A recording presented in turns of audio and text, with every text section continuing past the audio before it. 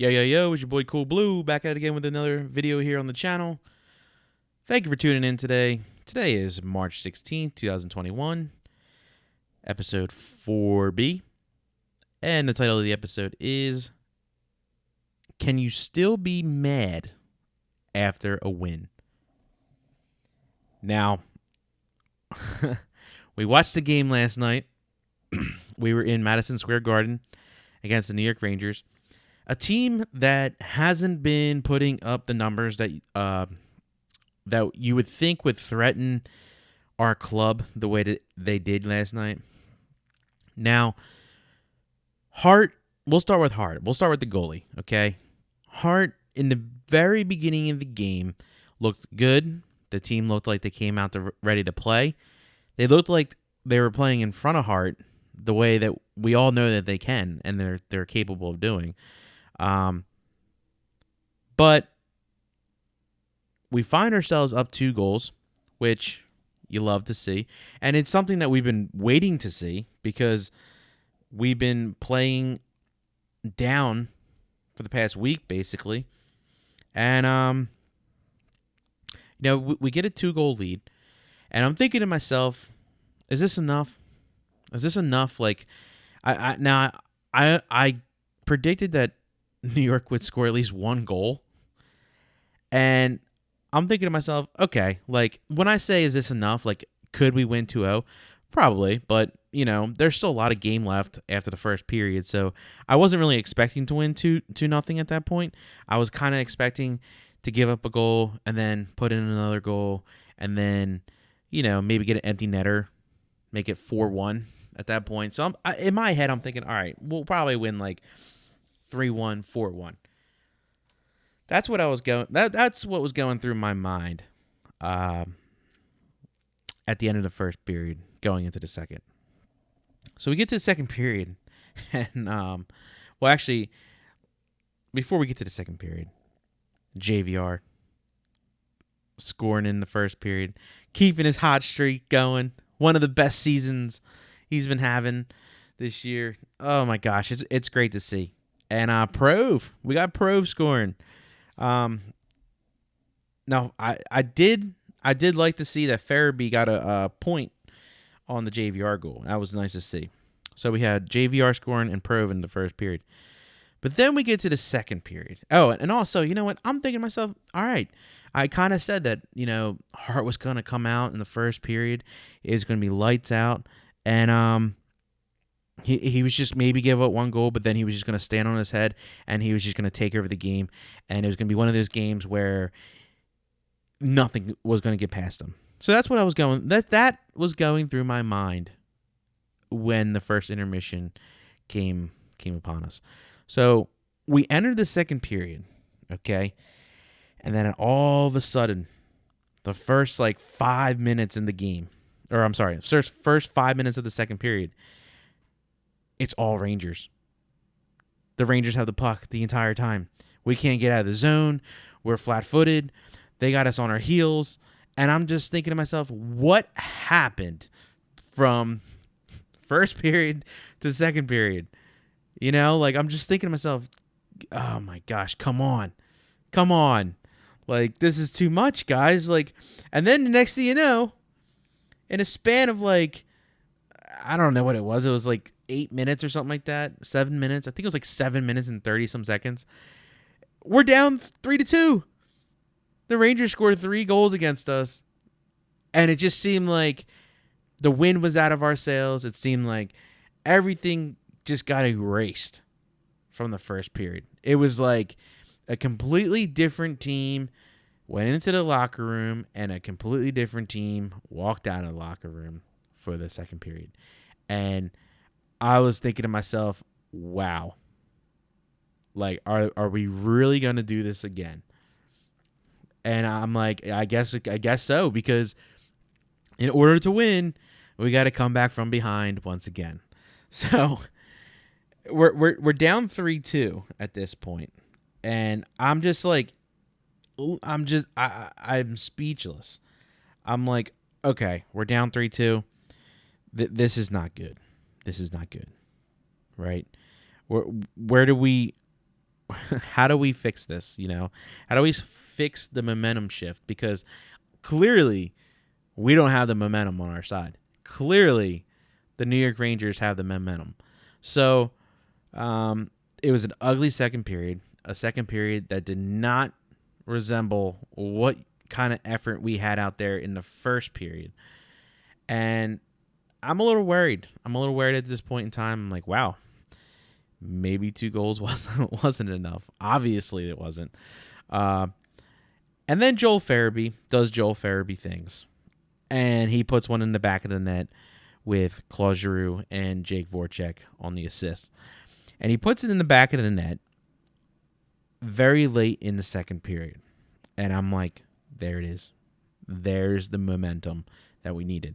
Late period goals. So that this time the Rangers can go into the locker room and be like, wow, they're not going away easily. They're starting to feel themselves.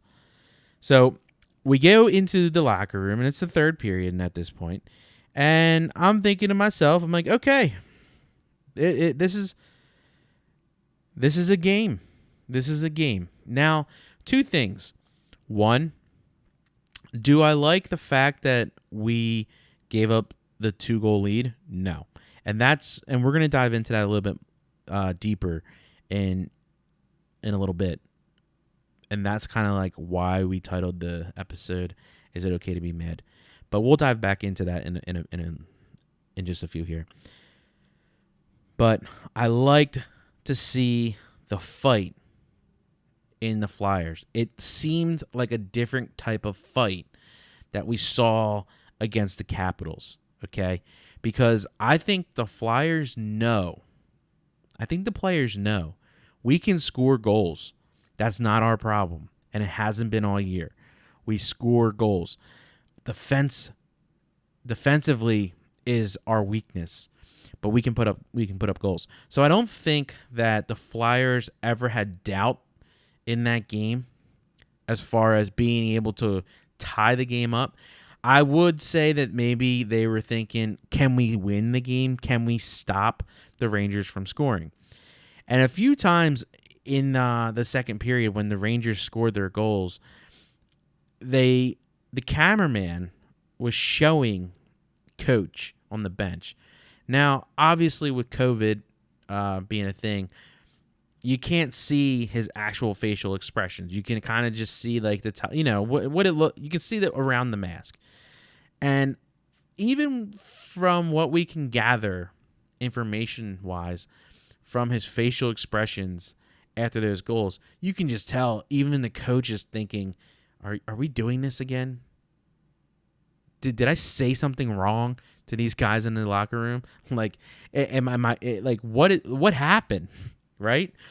And I'm also thinking if he pulls Hart, it's done. I think if he pulled Hart in that game, Hart's like soul would have been ripped out of his body. Like, I don't think that it would have been an ugly, ugly day today. Now, where I'm located, it was definitely an ugly day today. It was like raining a little bit. It was cold. It's wet. So I would have felt even worse if Hart got pulled last night, because my hope for a lot of things would have been ripped out of my soul last night.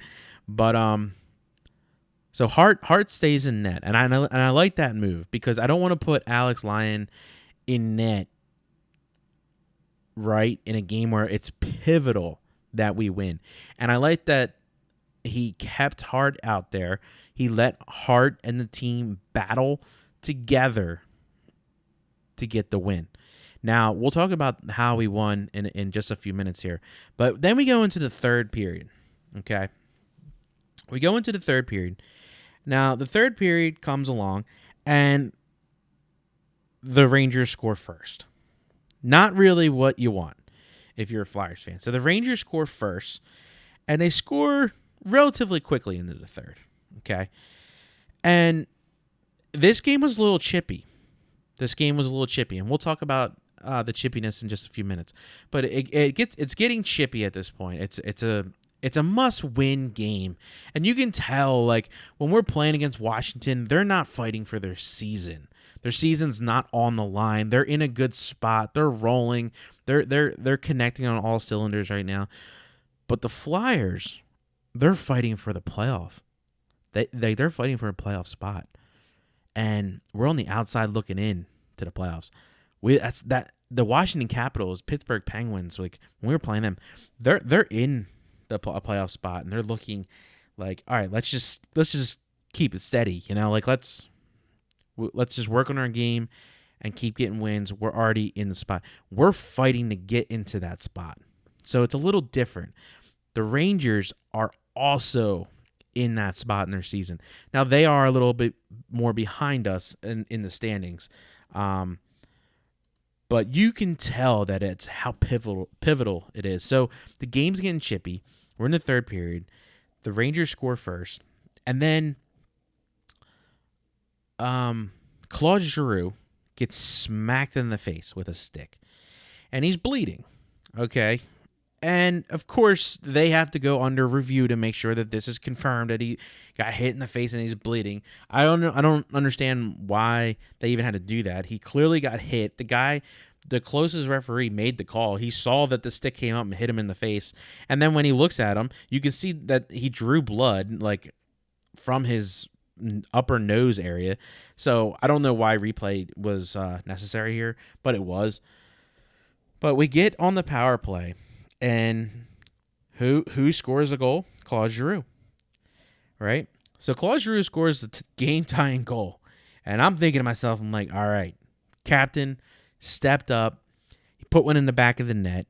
And he had Voracek assisting on that. He had Prov assisting. So Prov has a goal and assist.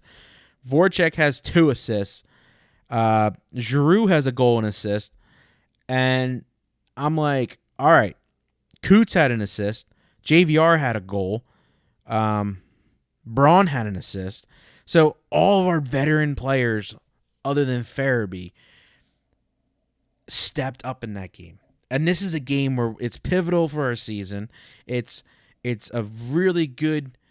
It's really good to see our veteran players step up, and it's very important that we get off on this road trip to a good start. Especially against a team that we're going to see quite a few times in the next week or so. And so I'm thinking, all right, it's 4-4. Hart's, he's making some big saves. But not only did Claude Giroux score, but he scored on the power play. The power play in the last few games has been rolling. And this is what we've been waiting for a long time. But they're rolling. They're rolling at the right time of the year, and I'm just hoping that we don't have to go to overtime. That's what I'm hoping. And obviously, you never want to give your opponent a point. Like, you never want to give anyone a free point, but especially a division rival and one that's trying to catch us, in the standings. But we give the Rangers a point, and I'm just thinking to myself, man, how much life is this going to take out of our players, and how much wind in our sails will we lose if we give the Rangers another point and we go home, or not home, we go back to our hotels with the loss. So we get to overtime and we just get caught. We get caught in a nasty cycle. We can't get off the ice. These are long shifts. Our first shift was out there for almost 2 minutes again. You could tell that they were tired. You could tell we needed a change. The second unit goes out there. They get caught out on the ice for a little bit. And it gets to a point where I'm just thinking, I'm like, oh my gosh. Buffalo tried doing this to us. They tried to tire us out so they can make 1 or 2 plays on the net. And hopefully we're too tired to really defend or react. And I'm like, we're seeing it again. And I'm just like, I don't like this strategy. And I don't know if they're using it against us because they know, what do they have to lose? We got fresh guys out there. Even if, there's a breakaway chance, these guys are going to be too tired, so they won't be able to, push down the ice for an actual breakaway chance. They'll just get up to the middle of the ice and dump the puck in to get the line change, or worst comes to worst, we fight them in a shootout, and we know statistically that the Flyers suck in the shootouts, and nobody can really argue otherwise. So I'm thinking to myself, why? Like, what does any team have to lose if they played this strategy out? And they had some good opportunities to put the puck in the net. Obviously, they didn't. And then out of nowhere, Kincaid takes the puck and tries to push it up. And everyone, I think even the Rangers, even Kincaid, everyone, I'm sure even their fans in that stadium last night, because we got fans back. Hell yeah. I think that everyone thought that Voracek was going to skate off the ice because he'd been out there for like over a minute at this point. And you could tell he was dead-ass tired. But instead, he poke checks the puck, steals the puck, takes it down the ice, dekes Kincaid out of the building, and puts the puck in the back of the net for the game-winning goal in overtime. Thank the Lord there was no shootout. Flyers get the win, and everyone's happy, right? I'm happy. I'm thrilled. I'm like, yes, this is awesome. Why don't I ever I always want the Flyers to win. I'm so happy they won, right? So why today was I so mad? So I was mad during the game last night, even when we were tying it up, even when we were coming back. And the reason why I was so mad, now I wasn't like sitting there pulling my hair out, but I was frustrated, okay? I'm frustrated because we've been talking about the last few games, last few episodes, we've been talking about how well Shane Gostisbehere has been playing offensively. He's been putting points up on the board. And I love to see that, I don't know what fan doesn't like to see Shane Gostisbehere put the puck in the back of the net. But defensively, I'm mad because there was two very obvious goals that were scored by the Rangers last night that Ghost looked absolutely awful defensively. And it's so bad that I was shocked. I was absolutely shocked. Like the first move, I'm like, okay, an NHL level player making that move on someone is probably going to look bad, okay? But not as bad as it looked against Ghost. He does, like last night, he didn't even look like he even knew how to play defense. He didn't even know what, like the two goals that I'm talking about, he didn't even look like he knew what defense was. And I say that because, and the reason why I'm frustrated with that is because this isn't anything new. This is something that has been going on for a very long time. He's not very good on the defensive end on the ice. And what's troubling is when I see him out there and I see him, I don't want to say he's getting pushed around because he's physically not getting pushed, but when he's getting skated all over and he's getting crossed up and he doesn't know how to react or even get back on defense, he lets up these scoring chances and it puts us in a very, very bad spot in the game. Like, I think about it and I'm like, we won 5-4. Great. Two of these goals were free goals, in my opinion. I consider them free goals because we had no defensive pressure on the player. We let the player skate right in and take a shot at our young goaltender. Now, yes, could Hart have made those saves? Yeah, maybe. He might have been able to save them. But when you're talking about some good NHL, high quality NHL players that are very skillful, you need to be able. You have to make it a little hard. You got to make it a little harder for these guys to get to the net and take free shots on your goalie. I mean, come on. These are free shots. This isn't practice. This isn't a shoot around. This is a game. This is a meaningful game.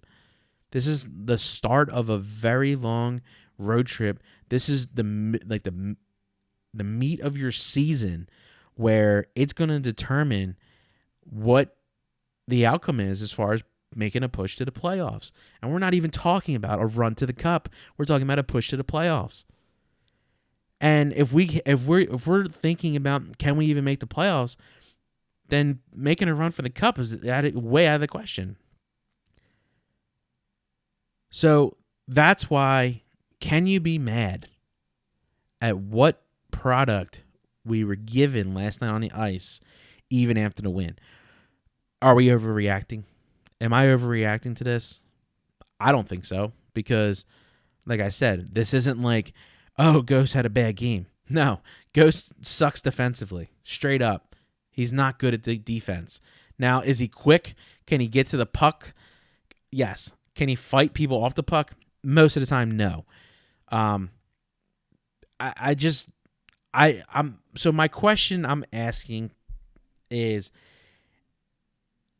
does his efforts on offense and what we get out of him offensively, does that outweigh his flaws on defense? Okay. In my opinion, it does not. I think that we need someone more defensively. I mean, look how good our offense is. Now, and that's the thing. He does contribute to our offense. So some of the games, if we didn't have him, we'd have to find points somewhere else. So, but the thing is, would we need these points somewhere else if he didn't let these goals happen? You know, like, so I mean, it's a lot to talk about, and we can talk about Ghost probably on a separate episode, but that's why I was so frustrated. Now, on a positive note, because that was kind of the only negative thing that I saw last night, is just Ghost. But on a positive note, so Claude Giroux is trying to make a move to the puck. He's not in center ice, but he's in the middle of the ice, and he's in one of the zones, and he gets clipped. He kind of gets sandwiched. Now, initially, when he got hit, I saw him get hit, and then he got right back up, and, you know, he just went just skating right over to the boards for the puck, blah, blah, blah, and, you know, took the hit like a champ, right? Like a real captain. And, but you see, Nolan Patrick, out of all people, Nolan Patrick comes to Claude Giroux's aid because he sees the hit, and he's like, yo, that's my captain, right? You don't hit my captain like that without answering to somebody. So you get Nolan Patrick in a little scrum with one of the Rangers. Can't remember his name at the top of my head. But he gets in a little scrum, and I like to see this. Now, do I like to see Patrick out there doing this because of the migraine syndrome and the head injuries and stuff? No, I don't want to see him get punched in the head. That's the last guy I want to see get punched in the head. But then you see Jake Voracek coming to his aid. Now, Jake Voracek, you know, he's not the biggest guy out there, but, you know, you can't push him around. Like, he'll drop the gloves every now and then. Now, we didn't see a full fight. We didn't see anyone drop the gloves besides the Rangers guy. But I bring this up, and why I'm so excited about it is because I loved seeing that fight, you know, that bond in teammates. You know, you're not going to touch my captain. You're not going to push my captain or hit my captain or my line mate without answering to somebody. That's what I like. I like to see that. Now, I'm not saying we got to be the Broad Street Bullies and go out there every night and start, you know, pushing people around. But there's got to be a camaraderie in line mates and in teammates. And when that stuff like that happens, I like to see the aggressiveness in our players. Don't let anyone push us around. All right? And we saw that last night. And, you know, Claude, I must say that in the last few games, since he's come back from COVID, since Claude Giroux's come back from COVID, his 2 weeks off for COVID, he's come back with a different fire in him. and he's been putting up points. He's been scoring. He's been, he's always on the assist board. I never doubt that Claude Giroux might get a point in a game as an assist. I never doubt that because he's an assist machine. But he's been putting up timely goals, power play goals, and he's been giving a lot of effort. He's leading by example, and I like that. Like when you see your captain get hit, like a big open ice hit, get back up and still fight for the puck. He's almost the first one to the puck after that. And then later on in the game, you see him get smacked in the face. You see him come back to the bench with blood on his face and then gets back out there and scores the tying goal on a power play. And it wasn't just a slap shot or a one time. It was a nice setup played goal. That's leading by example. And when I see that, it makes me very, very happy. But so Flyers get the win, and it's a big win because let's check these standings here. That's not standings. Check the standings here. All right, so the Flyers get back in the win column, which we definitely needed. We haven't won since the Buffalo game, but we have 26 games played. Our record is 14-9-3. We have 31 points. Boston is going through a slump right now as well, so we're only 1 point back from Boston, which is crazy because in the beginning of the year, us and Boston were the hottest teams in the league. Now, what we talked about in the last episode with the point system and the schedules and the fact that like it's easier to make up ground and it's easier to get separation in a division this year because you're only playing division teams. The New York Islanders are on a tear. They are on an absolute hot streak tear, and so is Washington. Both have won their last 5. I'm pretty sure the Islanders won their last 10. Yeah, the Islanders are 12-0-2 at home. It's crazy. But the Washington Capitals are now sitting at 40 points, and the New York Islanders are now sitting at 42 points. So there's a lot of separation right there that I don't really like. But this is why it's pivotal at this point in the season to capitalize. We talk about the capitalizing on scoring chances, but we need to start capitalizing on winning certain games because we've already played Washington a good bit of times. We're about to play the New York Islanders. We played Boston a lot. We played Pittsburgh a lot too already. So we need to capitalize on these games against the Rangers, the Devils, Buffalo, because it's going to keep us in the fight for the playoffs. And we don't have tiebreakers over a lot of these teams. So now we do have some games in hand. We have two games in hand with Pittsburgh. We have 2 games in hand with Washington, and we have 3 games in hand with the New York Islanders. So that does help, but we need to just keep winning. So we have the New York Rangers next, and I believe we're going to see. I don't know who we're going to see in net. I don't know how many days off they're giving. What's his name? Moose. I don't know how many days they're giving him off. I hope they don't give him too many days off, but we'll see.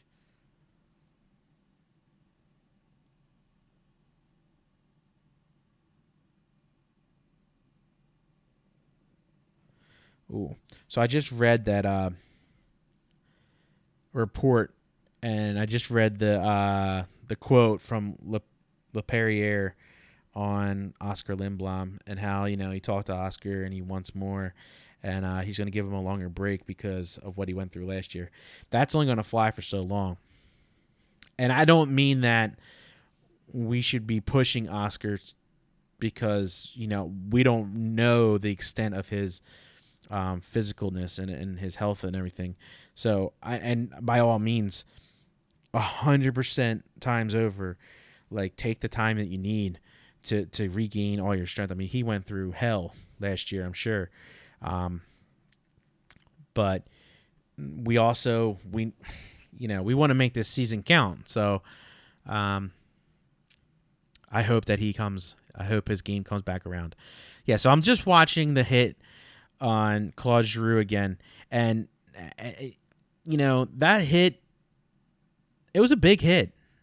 And you know what? We're very, very lucky because, knock on wood, it could have been a nasty knee-to-knee contact. I mean, it was knee-to-knee contact, but it wasn't severe enough to stop Giroux from getting back up and getting back into the play. But, my God, if that was, oh my goodness, it would have been heartbreaking. But, yeah, Voracek jumps right in there after Patrick because he doesn't want Patrick to get hit in the face, and he doesn't want any head injuries to him. Love the camaraderie in that line, and what we're seeing in the team right now. It's really, really great, really, really great. But yeah, so let's see. Yeah, so we got the Rangers again on tomorrow night. 7:30 is the game tomorrow, so we got a half an hour later start than what we're used to. We'll see who's going in net.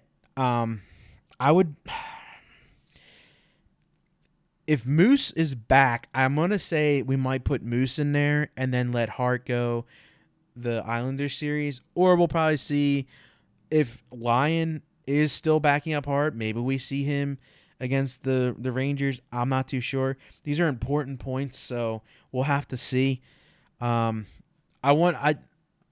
matter what happens, I want Moose and Hart ready to go for the Islanders series, because that series is very, very important.